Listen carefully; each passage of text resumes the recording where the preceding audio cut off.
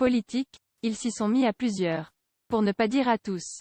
Les oppositions parlementaires ont largement fait entendre leur voix ce mercredi 21 juillet pour dire tout le mal qu'elles pensent du projet de loi gouvernementale visant à étendre le pass sanitaire à de nombreux lieux de la vie quotidienne comme le train ou les restaurants, après les annonces d'Emmanuel Macron sur le sujet le 12 juillet. Après un examen en commission le 20 juillet jusqu'à 5 heures du matin, les députés entamaient ce mercredi 21 juillet après-midi la lecture du texte dans l'hémicycle. Ils ont passé la première heure du débat à faire des rappels au règlement pour dénoncer les conditions d'examen du texte, en urgence, comme vous pourrez le voir dans la vidéo ci-dessous.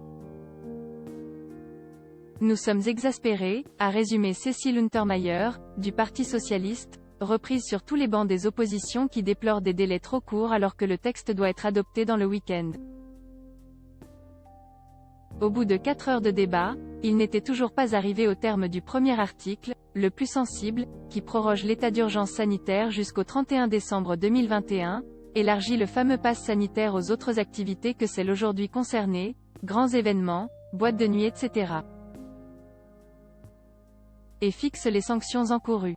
Tour d'horizon des arguments entendus dans l'hémicycle.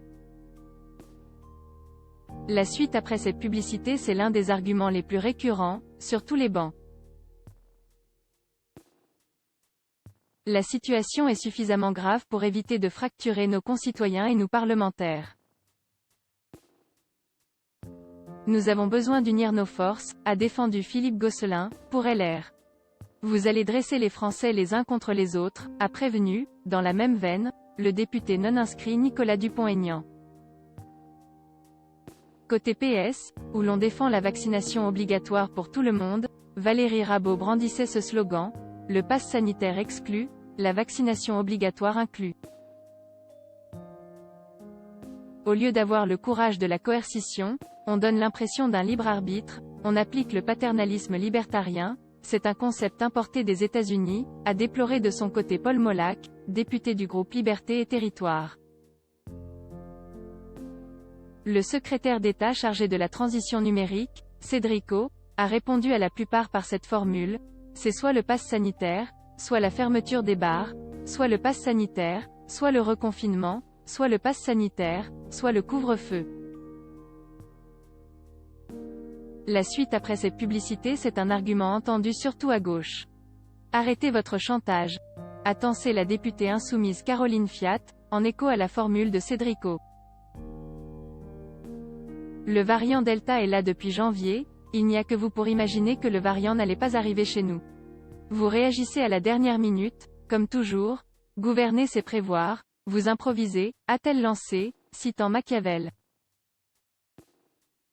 Sans remonter au mois de janvier, Hervé Solignac, député PS de l'Ardèche a rappelé à l'intention des ministres que son collègue socialiste Boris Vallaud, vous parlait du variant Delta en juin, et voilà qu'on a 24 heures pour trancher.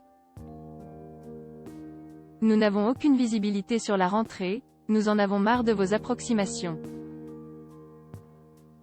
Anticipez, rendez obligatoire la vaccination, a abondé Lamia El Aharaye qui défendait pour le PS une motion de rejet préalable qui n'a pas été adoptée. À la tribune, la députée insoumise Mathilde Panot a décrit un texte absurde et incohérent. L'élu du Val-de-Marne a mis l'accent sur l'obligation obligatoire de la vaccination pour les soignants et pas pour les policiers, faisant référence au contrôle que les forces de l'ordre devront effectuer. C'est l'absurdie généralisée, a-t-elle déclaré, en dénonçant une fuite en avant autoritaire sans précédent, de la part d'Emmanuel Macron. Il n'y a pas de politique sanitaire sans confiance, vous avez si souvent menti aux Français. A-t-elle ajouté, en évoquant notamment les masques et les tests. La suite après cette publicité, le mensonge, est souvent revenu dans les débats.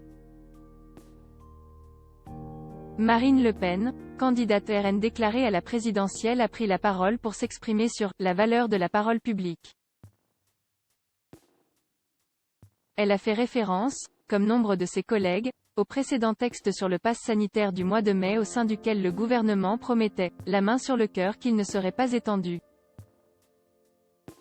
Vous avez menti, Et vous continuez de mentir puisque vous dites que grâce au pass sanitaire il n'y aura pas de couvre-feu, a poursuivi le républicain du Lot Aurélien Pradier, citant le cas des Pyrénées-Orientales où le couvre-feu est revenu, pour les bars et restaurants, NDLR, et les habitants auront aussi le pass sanitaire si votre texte est adopté. Au début de la séance, Olivier Véran a tenté de défendre son texte en brandissant la menace du confinement. Est-ce que vous préférez que nous laissions l'épidémie et un nouveau confinement? A-t-il interrogé, chiffre de Santé publique France qu'il recevait en direct à l'appui. La suite après cette publicité à voir également sur le HuffPost, un député LREM, effaré par le pass sanitaire qui va « fracturer notre pays », related. Le port du masque à l'extérieur obligatoire dans de nouveaux départements et villes. Vous êtes cas contact mais vacciné? Vous n'aurez plus besoin de vous isoler si votre test est négatif.